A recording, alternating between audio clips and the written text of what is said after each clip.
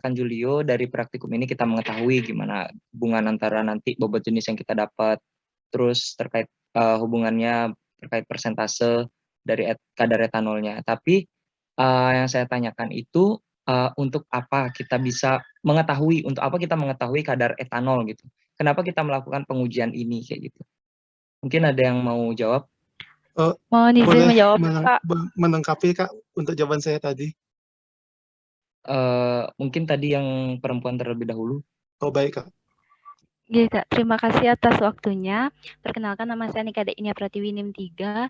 Jadi menurut pendapat saya mungkin ini lebih ke penerapannya, yaitu mengapa kita harus mengetahui atau menetapkan kadar etanol itu mungkin untuk menghindari kadar alkohol atau etanol yang tinggi atau berlebih, dan itu tentunya akan menyalahi aturan dari Depkes ataupun BPOM karena kadar etanol yang aman sudah diatur dalam Depkes ataupun BPOM. Mungkin lebih ke safety-nya sih Kak untuk dikonsumsi atau untuk digunakan seperti itu Kak. Mohon koreksinya Kak, terima kasih.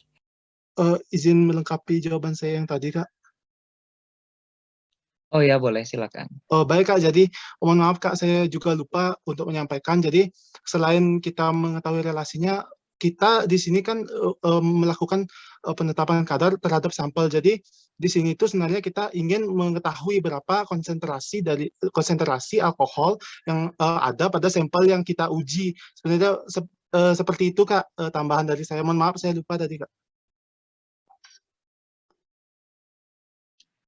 Oke, jadi benar ya kita untuk mengetahui kadar dari etanolnya itu. Tapi biasanya ini kan kita melakukan suatu praktikum itu terhadap suatu sediaan gitu ya. Apakah sediaannya itu memenuhi persyaratan atau kriteria yang kita akan tetapkan atau enggak kayak gitu. Jadi kita harus melakukan suatu quality control terhadap sediaan apa yang akan kita lakukan seperti itu. Biasanya sampel yang kita gunakan untuk pengujian ini adalah minuman-minuman yang memang mengandung alkohol kayak gitu atau mengandung etanol. Mungkin tadi sempat juga sudah dijelaskan oleh Prof. Gelgel itu dari destilasi ini kan bukan cuma bisa ada etanol ataupun air aja gitu. Mungkin dari teman-teman ada yang bisa ngejelasin nggak kira-kira apa yang bisa menyebabkan ada senyawa-senyawa lain yang bisa terjadi di sini gitu. Maksudnya yang bisa ada di sini juga kayak gitu.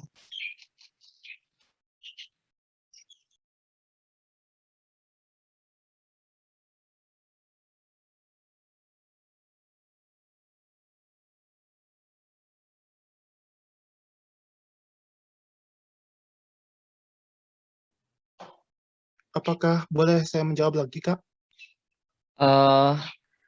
Mungkin ada yang lain nggak? Baik Kak. Biar merata nilainya. Karena ini kan nilai diskusi kita berapa persen lumayan kan nilai diskusinya. Permisi Kak, izin menjawab. Ya silakan.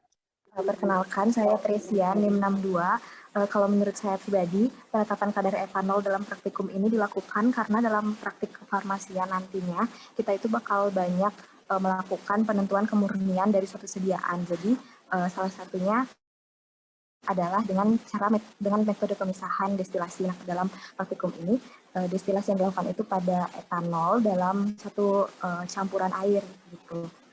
Sehingga praktikum ini ditujukan untuk menentukan kemurnian dari etanol.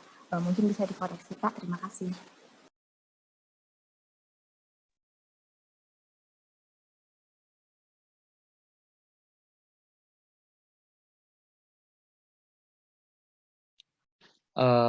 Oke. Nanti ya berterima kasih aja aku karena udah mau menjawab ya. Jadi nanti bakal ada nilai tambahnya bagi teman-teman yang udah mau berani buat bicara gitu. Tapi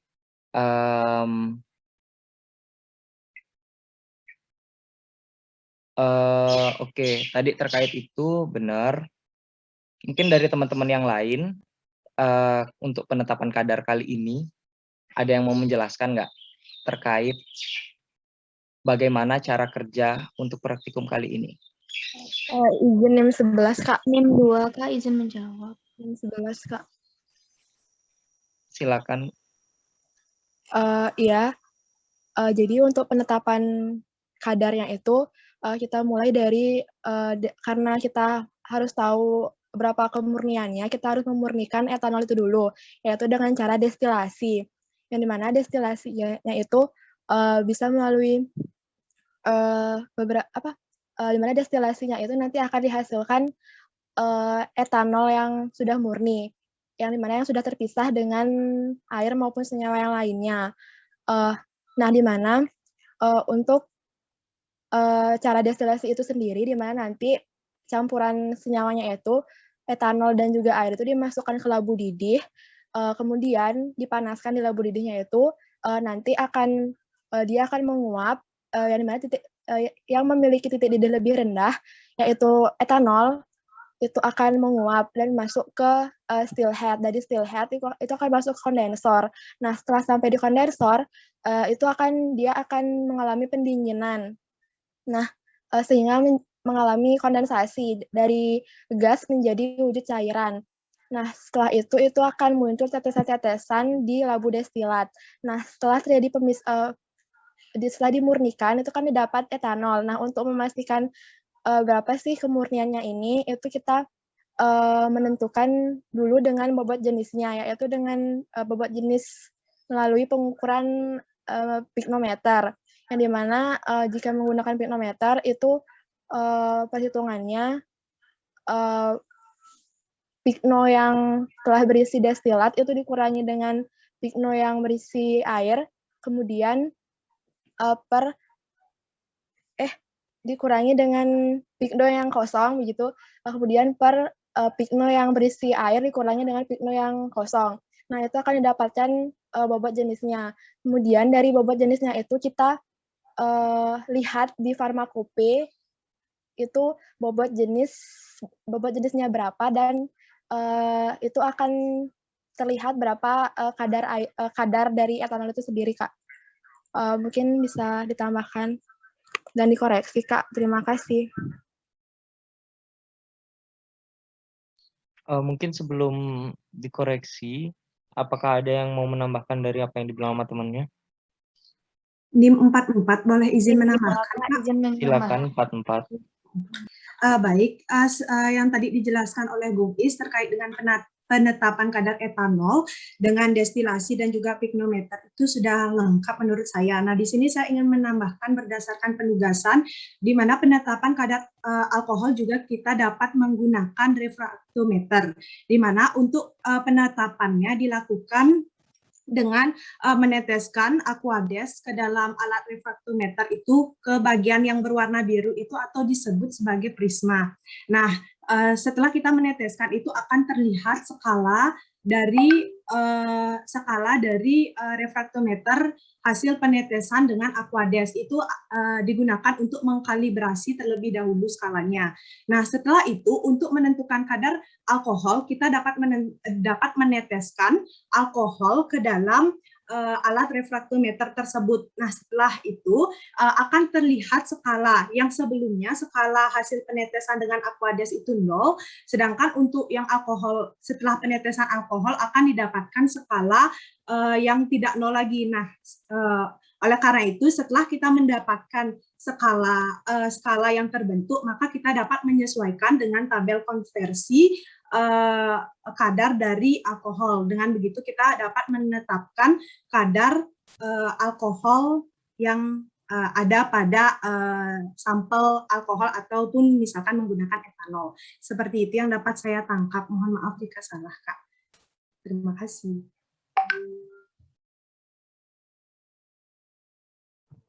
NIM 1 mohon izin menambahkan juga, Kak. Ya, silakan.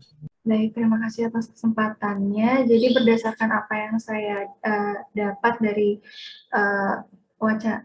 penjelasannya Prof. Gelgel sempat menjelaskan bahwa dalam setiap waktu destilasi, artinya dalam waktu 5 menit pertama, 5 menit kedua, dan seterusnya, nanti konsentrasi dari etanol yang didapat hasil destilasi itu berbeda-beda begitu berdasarkan suhu dari penguapannya juga.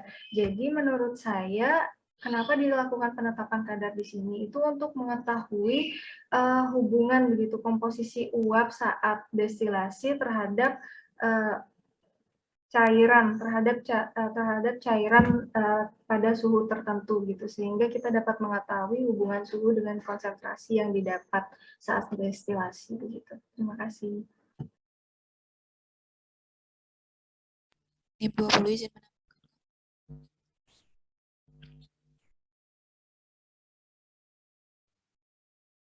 Silahkan. Baik Kak, mungkin saya ingin menambahkan dari segi tadi kan teman-teman sudah menjelaskan bagaimana prinsip mengenai destilasi itu sendiri, dan kita ujung-ujungnya mengarahkan kepada bobot jenis seperti itu. Saya ingin menjelaskan kenapa sih kita harus, kenapa kita ujung-ujungnya mendapatkan bobot jenis, apa pengaruhnya itu terhadap kadar etanolnya. Nah, pada perhitungan dengan bobot jenis itu, bobot jenis itu mempengaruhi kadar etanol. Semakin kecil dari bobot jenisnya, maka kadar etanol dalam larutan tersebut semakin besar. Hal ini didasari pada etanol itu memiliki bobot jenis yang lebih kecil daripada air. Sehingga misalkan pada bobot jenis 0,8, di mana kadar etanolnya itu berkisar 98,1. Jadi yang berarti ada etanol sebesar 98,1 dalam 1,9 air. Nah, kemudian ada bobot jenis 0,81 dan didapatkan kadar etanolnya 95,7, berarti bobot airnya itu lebih besar, 4,3. Nah, di sini dikarenakan yang mendasari pada, menurut saya yang mendasari pada bobot jenisnya itu karena ada airnya. Semakin banyak air maka semakin berat bobot jenisnya, makanya dikatakan kenapa semakin kecil bobot jenisnya maka semakin besar kadar etanolnya. Karena pada saat itu semakin besar kadar etanolnya, semakin kecil kadar airnya yang mempengaruhi pada bobot jenis itu tersebut. Seperti itu Kak, terima kasih.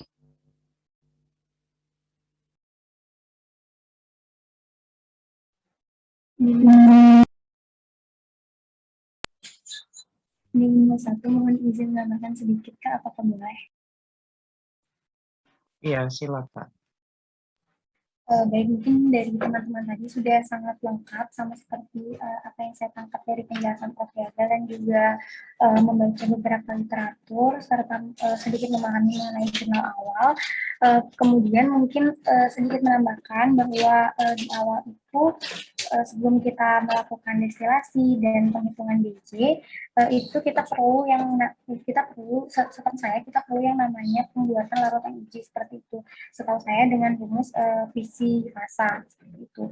Jadi kalau yang pertama dengan rumus visi fasa seperti itu. Kemudian selanjutnya untuk perhitungan itu kita seperti yang dikatakan oleh teman-teman tadi, bahwa kita perlu menghitung bobot jenis. Alasannya juga sudah menurut saya sudah dijelaskan juga oleh teman-teman tadi. Dan setelah kita mendapatkan bobot jenisnya itu, kemudian di sini kan kita menggunakan literatur yaitu FI seperti itu. Jadi menurut saya dalam praktikum ini di akhir kita perlu mengkorelasikan, menghubungkan antara apa yang kita dapat dengan apa yang ada di FI seperti itu Kak. Terima kasih Kak.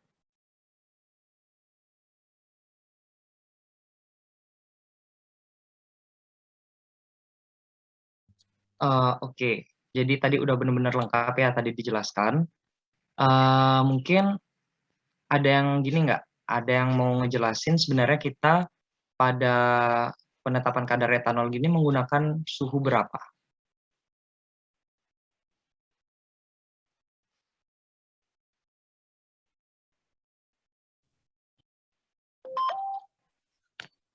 NIM 2 izin menjawab Kak. Ya, silakan. Baik, terima kasih atas kesempatannya. Sepemahaman saya, kita di sini menggunakan suhu 25 derajat Celcius, Kak. 25 atau 250? Soalnya saya lihat di jurnal ada yang nulis 25, ada yang nulis 250. Soalnya jauh banget itu kan bedanya. Kalau 25 bahkan itu dia kayak suhu ruangan aja gitu. Sedangkan ada yang nulis 250. Kan benar-benar mendidih gitu. Jadi kayak beda banget kan. Ayo, sebenarnya gimana nih? Maksudnya ini ada yang nulis jurnal typo atau gimana ya? Berdasarkan buku panduan praktikum juga, Kak, jadi itu sudah tertera 25 derajat Celcius, Kak. Ya, 25 derajat Celcius ya untuk suhu suhu gininya, suhu destilatnya. Terus mungkin bisa dijelaskan kenapa pakai 25?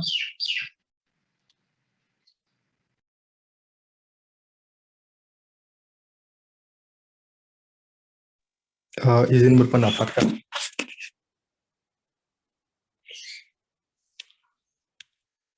Halo, apakah suara saya terdengar? Ya, silakan.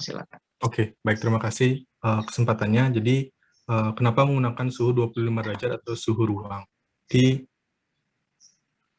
Dari pemahaman saya, berdasarkan hukum yang berlaku di sini, itu hukum kesetimbangan PVNRT, di mana ketika kita ingin menentukan suatu volume, harus ada beberapa elemen yang berada dalam keadaan absolut atau konstan. Jika kita pada praktikum ini, yang dimana kita bekerja dengan tekanan 1 bar, bekerja dalam tekanan 1 atm, untuk nilai jumlah molnya konstan, nilai R-nya tetap, dan menggunakan suhu yang harus absolut, yaitu suhu dalam keadaan absolut atau dalam keadaan setimbang, yang dimana dengan besar 25 derajat atau 300 Kelvin gitu, Kak. Sekian dari jawaban saya. Mohon maaf jika salah, Kak. Oke, jadi tadi kan sudah dijelaskan juga nih terkait berapa suhu penggunaan kalian gitu. Coba ada nggak yang mau ngejelasin prinsip dari destilasi terlebih dahulu nih, sebelum dikasih tahu kayak gimana? Prinsip destilasi kayak gimana, terus dari sampelnya ditaruh kayak gimana, sampai akhirnya dia bisa, kita bisa mendapatkan suatu destilat gitu.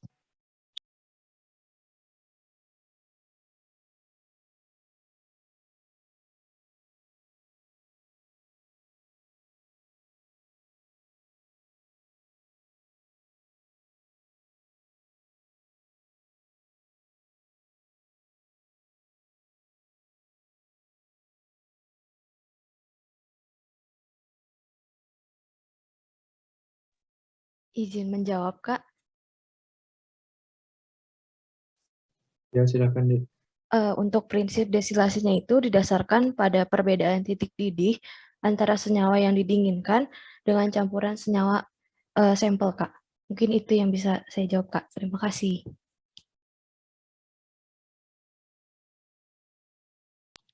Oke, sekarang kan udah tahu nih, kalau misalnya destilasi, kita benar-benar bergantung sama titik didih senyawa kan. Kalian udah sempat studi literatur nggak sih terkait etanol berapa titik didihnya? Izin menjawab, Kak. 78 derajat Celcius, Kak.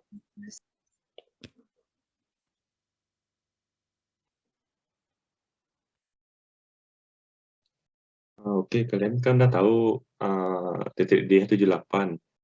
Terus prinsipnya juga berdasarkan titik didih kan. Kenapa kalian pakai suhu 25? Jangan bilang sesuai panduan ya, karena panduan itu juga belum pasti benar. Dan Bu Widi juga udah sempat bilang kok sebelum kalian buat jurnal tuh tolong studi literatur dulu sebelum bikin jurnalnya. Ada yang bisa jelasin nggak kenapa kalian semua pakai 25 derajat? Sedangkan titik didihnya itu 78.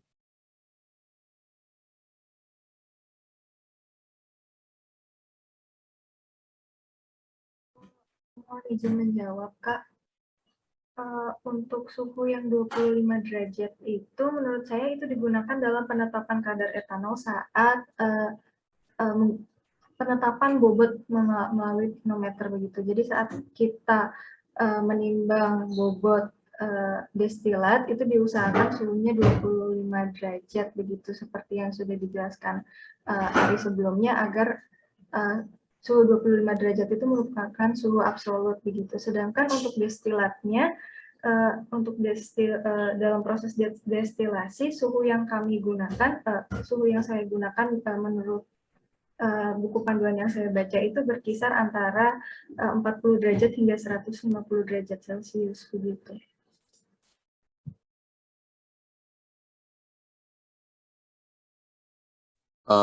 Jadi kamu menggunakan suhu yang pasti berapa, kan nggak bisa pakai rentang gitu kita kerja. Izin Kak. Jadi untuk suhu yang dipakai itu adalah suhu dari sampel yang akan kita murnikan. Kalau etanol itu kan titik didihnya 78, berarti nanti kita set temperatur untuk mendidihkannya itu adalah 78.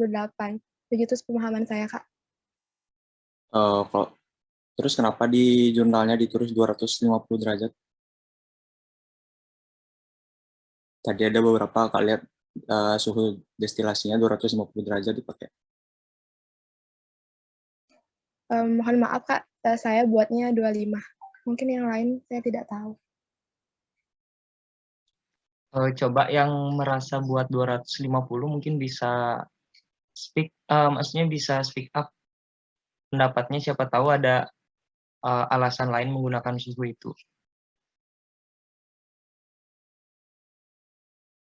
Soalnya ini kalau dibilang typo, dia 250 udah isi derajat, terus isi Celsiusnya juga gitu. Jadinya bingung. Dapat 250 dari mana.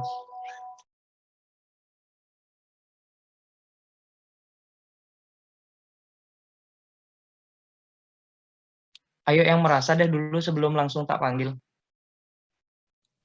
Ya deh, boleh kok berpendapat. Kenapa pakai 250 derajat?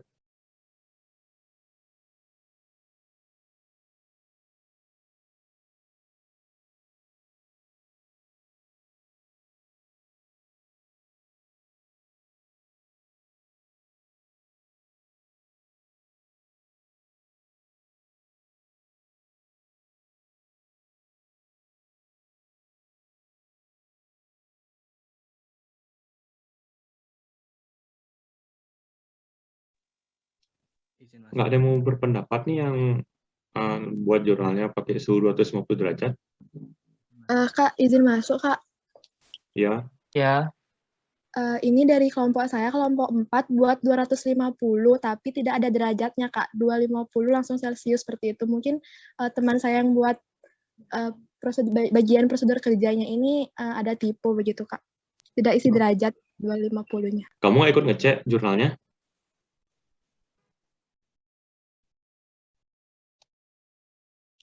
Saya ngecek di awal aja Kak. Untuk yang nge-fixin itu bukan saya. Jadi yang nge-fixin tuh tugasnya dia aja gitu. Kalau ada typo, salahnya dia berarti.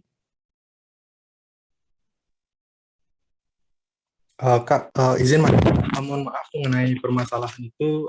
Jadi begini, kami sudah membagi tugas untuk ada yang jurnal awal dan jurnal akhir. Tentu kami harus berkoordinasi bersama, namun agar lebih mudah koordinasinya kami membagi dua. Dan itu salah satunya pada jurnal awal saya yang bertanggung jawab. Jadi saya yang tidak mengecek kembali bagaimana nol itu yang seharusnya bulatan kecil untuk derajat, Kak. Mohon maaf, itu murni kesalahan saya, Kak. Oke. Jadi untuk next ya, ini jadi berarti kita simpulkan bahwa kalian buat jurnal itu nggak dibaca. Jadi kayak maksudnya cuman sekedar untuk dibuat aja gitu. Jadinya untuk apa kita melakukan diskusi kalau misalkan memang jurnalnya aja belum benar buatnya. Karena kalau awalnya soalnya saya sendiri bingung gitu, sebenarnya suhu yang dipakai berapa sih gitu. Soalnya beda-beda dari kalian. Makanya ditanyain suhu berapa yang dipakai.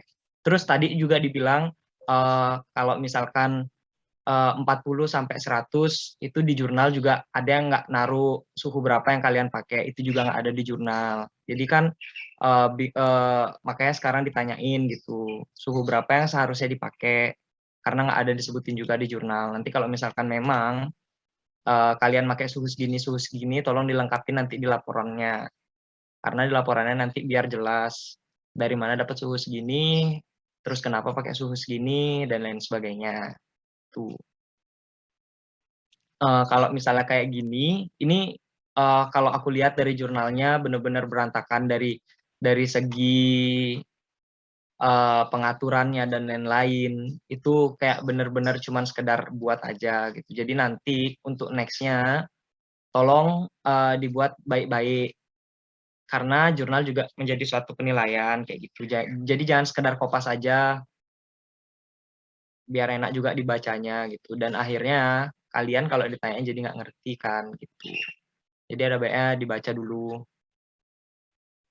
bener-bener dicek lah kayak gitu. Jangan sampai ada typo-typo dan lain hal sebagainya kayak gitu. Oke, tadi udah dijelasin juga gitu berapa suhu yang dipakai, itu suhu 78 karena apa? Karena itu merupakan titik didih dari etanol. Sebenarnya udah ditaruh kok di tinjauan pustaka, etanol itu memiliki titik didihnya 78, cuman mungkin di cara kerjanya kurang dijelaskan kayak gitu. Mungkin lagi sebentar aja ya. Karena udah tahu tadi titik didihnya berapa, jadi aku mau nanya, sampai kapan kita berhenti untuk melakukan destilasi? Kan itu tadi kita mencatat tetesan pertama, kedua, ketiga. Nah, sampai kapan kita berhenti untuk melakukan destilasi itu? Isi menjawab, Pak. Ya, silakan. Iya, menurut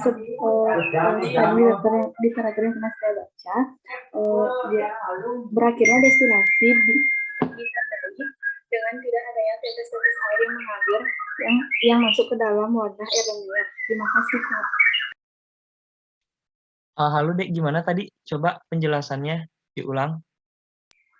Baik, berakhirnya proses destilasi itu ditandai dengan tidak adanya tetes-tetes air yang mengalir, tetes-tetes air ataupun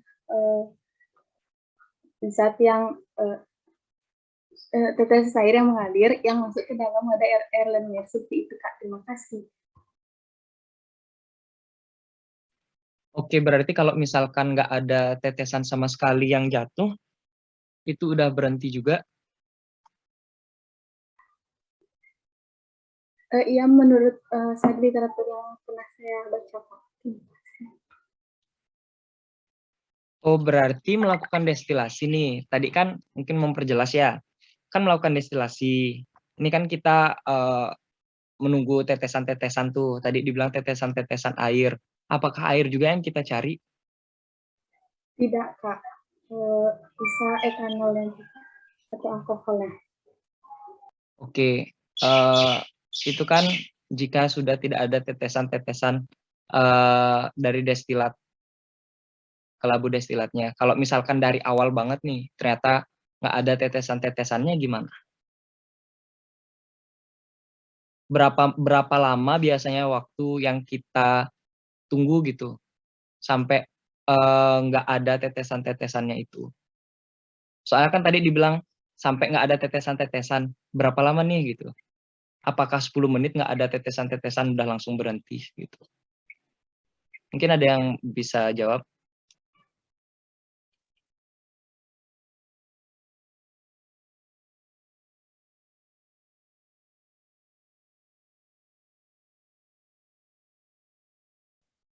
Izin berpendapat, Kak. Silakan. Baik, Kak. Terima kasih atas kesempatannya. Saya izin berpendapat mengenai sampai kapan destilasi itu dilakukan. Menurut saya, setelah menonton beberapa link YouTube itu, menurut saya destilasi itu selesai dilakukan pada saat kita sudah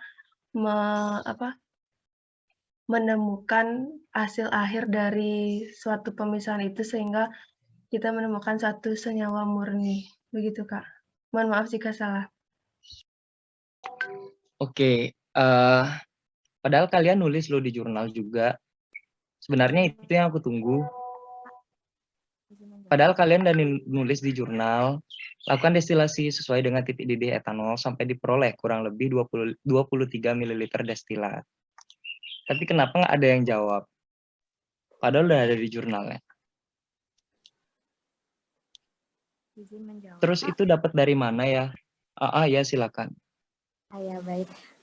Perkenalkan saya Trisia NIM 62. di prosedur di buku praktikum itu dijelaskan sampai destilatnya jernih, Kak. Destilasinya harus dihentikan. Mungkin seperti itu, Kak. Mohon maaf jika salah.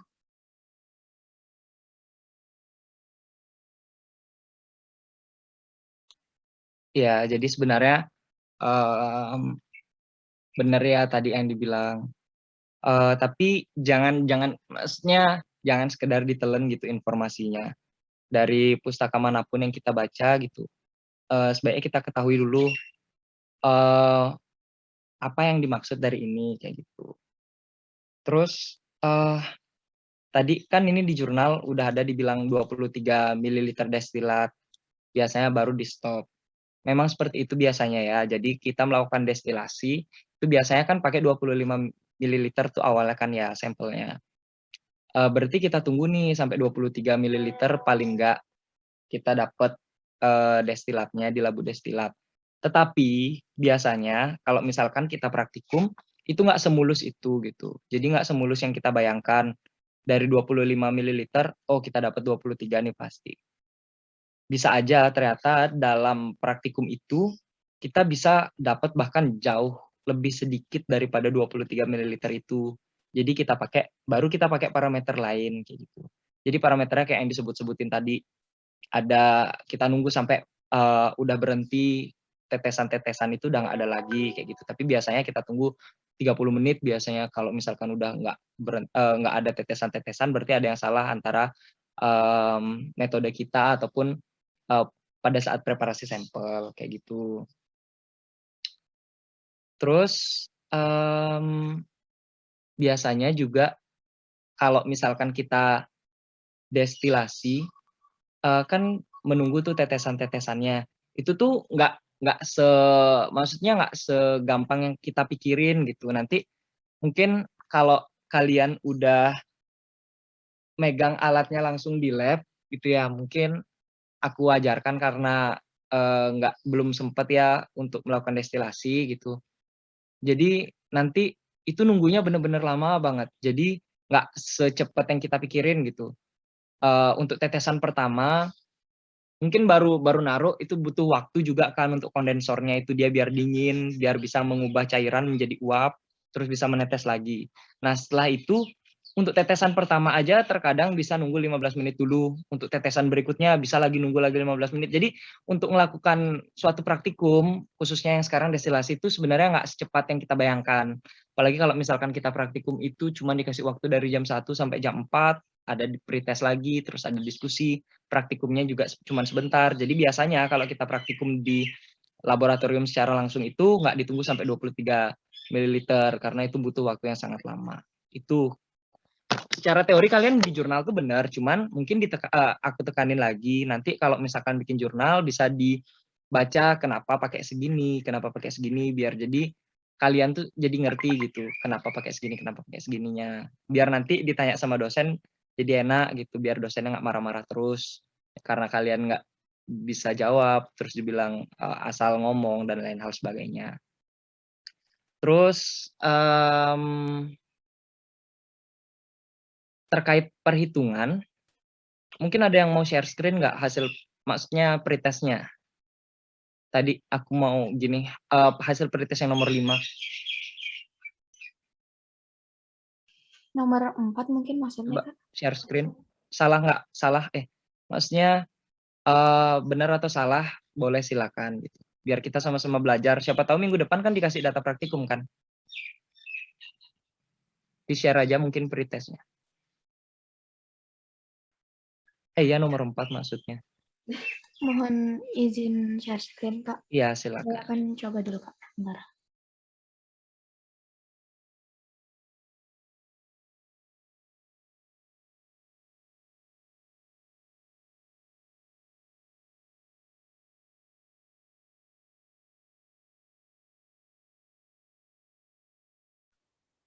Sebentar, Kak.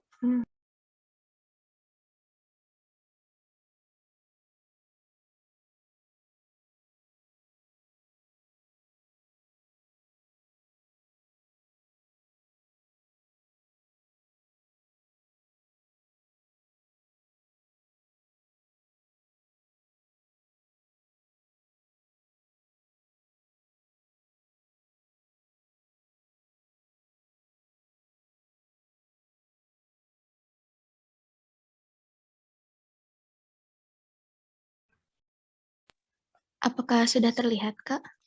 Oke, sudah terlihat. Mungkin bisa dijelaskan, Asya, terkait jawabannya.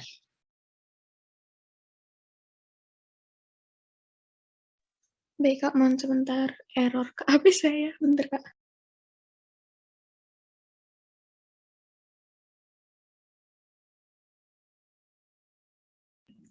Baik, Kak. Jadi akan saya jelaskan. Jadi di sini diketahui WO-nya atau bobot pignometer kosongnya itu ada 15.265 gram dan W2 W2-nya itu adalah bobot pignometer yang berisi destilat itu sebesar 21.397 gram. Kemudian yang terakhir itu ada W1 atau bobot pignometer yang berisi air, itu sebesar 22.262 gram.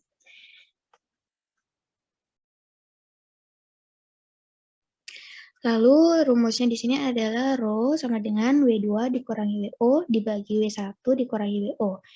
Jadi tinggal dimasukkan saja, tinggal 21.397 dikurangi 15.265. Itu didapat 6.1902 dibagi 22.262 dikurangi 15.2065 itu didapat 7,0496. Jadi 6,1902 dibagi 7,0497 itu didapat 0,8781.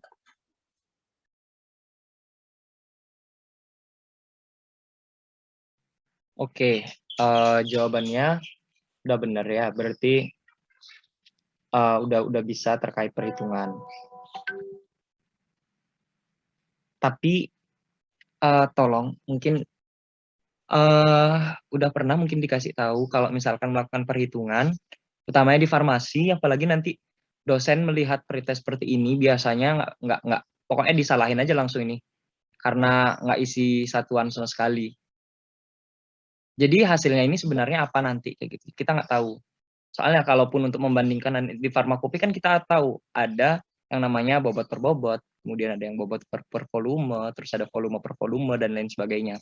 Jadi kalau misalkan ini hasilnya nggak dikasih satuan, meskipun misalnya angkanya benar, biasanya disalahin. Kayak gitu. Jadi nanti mungkin kalau misalkan jawabannya ada yang disalahin, jadi gini ya, maksudnya karena nggak isi satuan kayak gitu. Jadi udah benar tadi terkait W2 min W0, W1 min W0. Jadi untuk W2 ini bobot dari pignometer yang berisi destilat, kemudian dikurangi yang kosong, kemudian yang air, kemudian kurangi yang kosong. Nanti dapat hasilnya, yang hasilnya ini dibandingin di farmakope di tabelnya itu sudah ada, nanti dibandingin dari yang itu berapa persen kadarnya itu, apakah dia bisa diterima atau enggak kayak gitu. Apakah dia murni atau enggak, dan lain hal sebagainya. Kalau misalnya enggak ada di farmakope, maksudnya kalau misalnya enggak sesuai, berarti bikin pembahasannya dia seperti apa, kayak gitu di laporan nanti. Biar kalian bisa tahu juga.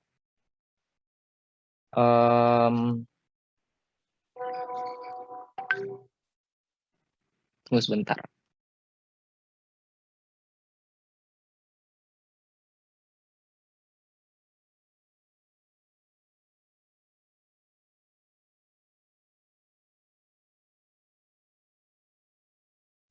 Oh iya, dari asistennya juga minta, mungkin kalau misalkan sempat, itu waktu perhitungan nanti, next time untuk pretestnya, diisi dulu ya, diketahui, atau bintang gitu, gimana caranya kalian bisa menjelaskan bahwa W2 sama dengan apa, W1 sama dengan apa, W0 sama dengan apa, terus pakai cara menjawab, ditanyanya apa, terus jawab kayak gitu. Jadi lebih jelas dan lebih bagus kelihatan. Baik, Kak. Mohon maaf sebelumnya, Kak, karena buru-buru tadi. Kalau untuk di jurnal, mungkin sedikit koreksi juga. Lebih baik untuk prosedur itu kita pakainya paragrafnya, jadi lebih enak dibacanya.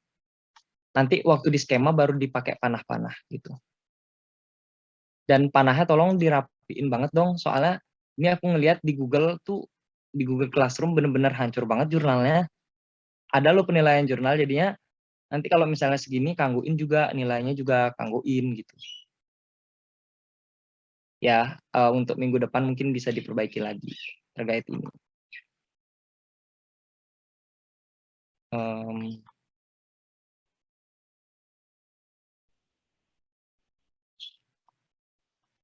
Oh iya, terus kalau ngisi gambar itu dijelasin. Maksudnya kalau misalkan memang ada gambar struktur, itu tolong di border dia gambarnya. Jadi kelihatan gitu bahwa itu tuh gambar kayak gitu. Terus kalau misalkan naruh gambar, dijelasin. Jangan terlalu kecil gitu, maksudnya anggapannya jangan sekedar naruh gambar gitu, tapi biar bisa jelas kelihatan juga gitu.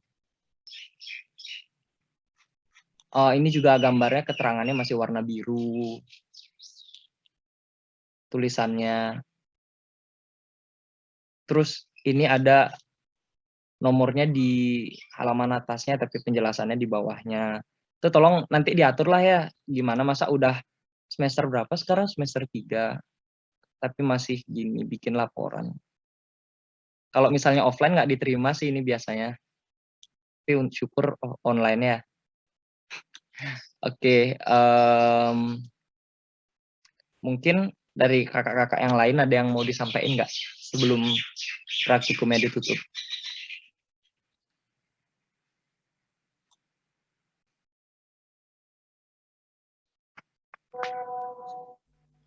Kak, apakah saya boleh bertanya, Kak? Gimana? Sebenarnya terkait dengan proses destilasi ini di lab secara langsung seperti itu.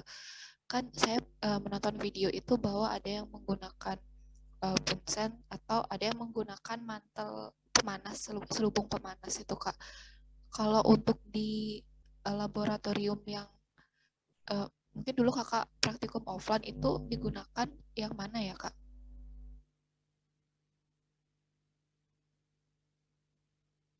Untuk naruh gininya ya, labu. Kita Ya, pakai di lab kita pakai yang mantel. Kita punya yang mantel untuk naruh labunya.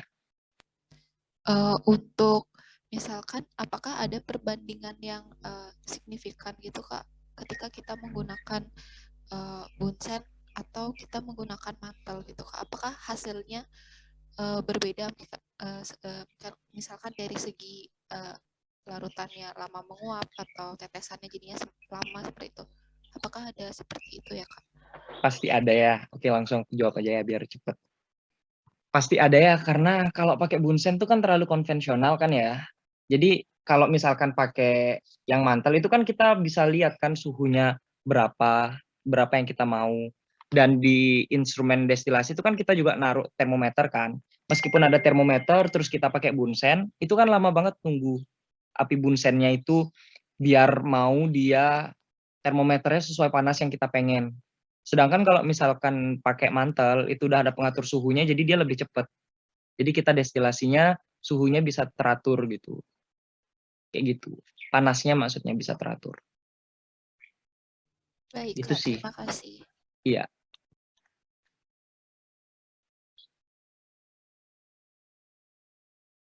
Mungkin ada yang mau ditanyain lagi terkait jurnal, laporan. Kalau misalkan nggak ada, biar bisa dicukupkan.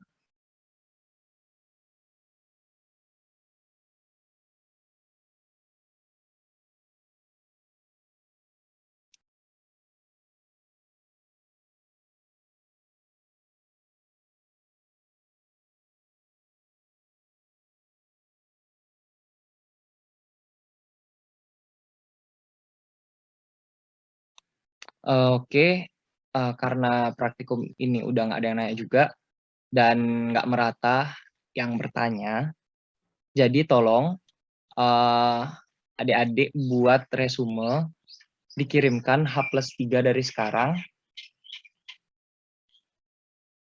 H+3 dari sekarang ke asistennya, nanti formatnya mungkin bisa dicatat Korma, kertas A4, margin normal,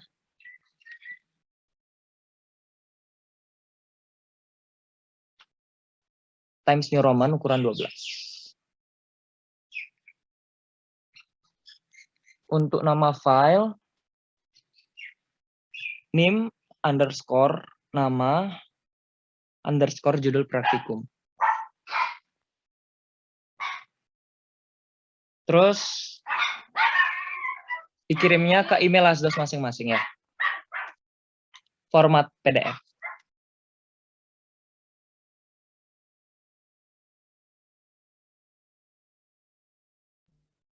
Baik, Kak.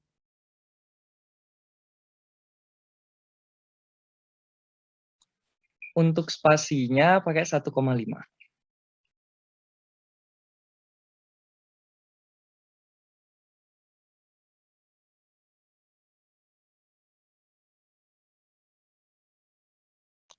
Mungkin ada yang mau ditanyain nggak? Izin bertanya, Kak. Iya, silakan. Izin bertanya mengenai resumenya ini, itu resume mengenai hasil diskusi dengan Asdos atau pemaparan materi dari Prof. Gilgelnya juga, Kak? Biasanya kan semua prof memang diminta bikin resume ya biasanya. Jadi dibikin aja semuanya sekalian. Izin menjawab, Tasya, izin menjawab juga Kak. Tadi saya sudah konfirmasi kepada Prof. Gilgelnya. Saya tanyakan apakah kami perlu membuat resume untuk kuliah Profnya. Profnya bilang tidak perlu dan hanya membuat laporan praktikum dan membenahi jawaban dari pertanyaan yang beliau kasih sebelum praktikum, Pak. Oh gitu. Oke, kalau profnya minta nggak ada resume, tapi dari asisten diminta tetap untuk menilai diskusi, jadi resumenya dikirim ke asisten aja kalau gitu ya. Soalnya kalau misalkan kalian nggak buat resume, nanti yang nggak jawab ini semuanya nggak dapat nilai. Jadi dibikin aja resumenya, biar nilainya semuanya dapat. Gimana? Atau mau nggak bikin resume, tapi nilainya yang jawab-jawab aja? Saya kasih pilihan. Kak. Ya? Buat resume aja, Kak. Buat resume, Kak. Oke, kalau gitu bikin resume aja ya. Nanti dikirim ke email masing-masing Asdos yang meriksa. Kalau gitu terkait format resume dan lain-lainnya, gimana? Ada yang mau ditanyain? Sudah jelas, Kak. Oke. Permisi, Kak, mohon izin bertanya. Ya, silakan. Baik, Kak, terima kasih kesempatannya. Kemarin itu kan sempat dikasih tugas sama Prof-nya ya, Kak. Yang mengenai yang nomor 1 itu mengenai kita dianjurkan menggunakan F2 untuk tabel buat jenis etanolnya di situ. Itu kemudian ada konfirmasi katanya kita boleh menggunakan F6, tapi dipastikan apakah metode penetapan alkohol dengan bobot jenis itu masih ditetapkan dalam monografinya. Mohon maaf Kak, apakah maksudnya itu di dalam monografi etanolnya itu menggunakan destilasi menggunakan destilasi dan metode bobot jenis, penentuan bobot jenis di monografinya itu atau bagaimana ya Kak maksudnya? Mungkin minta tolong dijelaskan Kak. Oke, jadi gini. Selalu farmakope itu melakukan suatu pembaharuan gitu ya. Jadi ketika memang ada instrumentasi yang lebih baru dan lebih dianggap baik hasilnya, itu jadinya akan ada pembaharuan dari farmakope itu sendiri gitu. Dan itu karena kita praktikum di kampus itu menyesuaikan dengan instrumentasi yang kita miliki gitu, yang mana yang kita bisa gunakan dan menyesuaikan juga agar masing-masing praktikan itu bisa mempelajari semua metode, itu jadinya disesuaikan dengan farmakope yang masih menggunakan metode yang sama. Jadi misalkan seperti ini.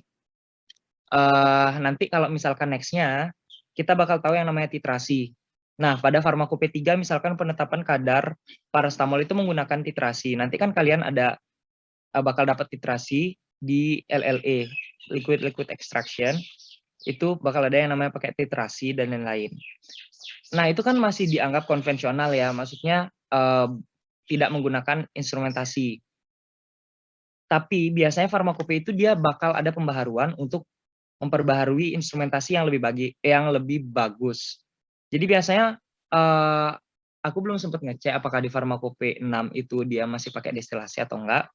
Jadi kalaupun ada pembaharuan biasanya yang dipakai itu adalah GC kayak gitu. Jadi kalau misalnya kita beda metode antara monografi dan juga tabelnya, jadinya itu yang dibilang mungkin nggak bisa disesuaikan. Jadi kita menyesuaikan dengan farmakope yang masih menggunakan metode yang sama yang kita pakai kayak gitu. Jadi nggak bisa dong kita berpatokan sama FI6, sedangkan FI6 sudah pakai gas kromatografi, sedangkan kita pakai destilasi. Mungkin gitu maksudnya. Jadi kita sesuaikan sama metode yang kita gunakan sekarang kayak gitu. Oh iya, terima kasih Kak Putra atas jawabannya. Berarti nanti di pembahasannya kita tidak perlu ya Kak kayak membandingkan gitu. Kalau misalnya kita memang benar-benar dari FI2, ya udah berarti hanya membandingkan dengan FI2, tidak membandingkan dengan tabel di FI yang lainnya. Seperti itu Kak ya? Iya, boleh. Yang penting ada acuannya. Baik Kak, terima kasih banyak Kak. Iya. Ada lagi? Kak izin bertanya mengenai pengumpulan resumnya itu jam berapa ya Kak? 2H+3 dari sekarang berarti ya 11 siang deh. 11 siang H+3 dari sekarang. Baik Kak. Oke. Ada lagi yang ditanya? Tanya lagi sedikit Kak. Iya. Mengenai identitas diri pada resumenya itu berupa nama NIM golongan beserta kelompok atau bagaimana dan diletakkan sebelah pojok atas kanan atau kiri Kak? Untuk identitasnya sama kayak pretest ya, di pojok kanan atas juga. Jadi disesuaikan aja sama angkatan masing-masing. Oh baik Kak. Ya, ada lagi?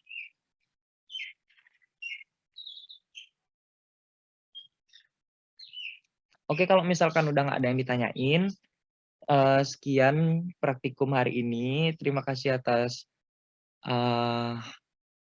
diskusinya. Mohon pesan-pesan dari kakak-kakak asistennya dilaksanakan untuk pertemuan berikutnya gitu. Oke, terima kasih semuanya. Baik Kak, terima kasih banyak Kak. Selamat siang.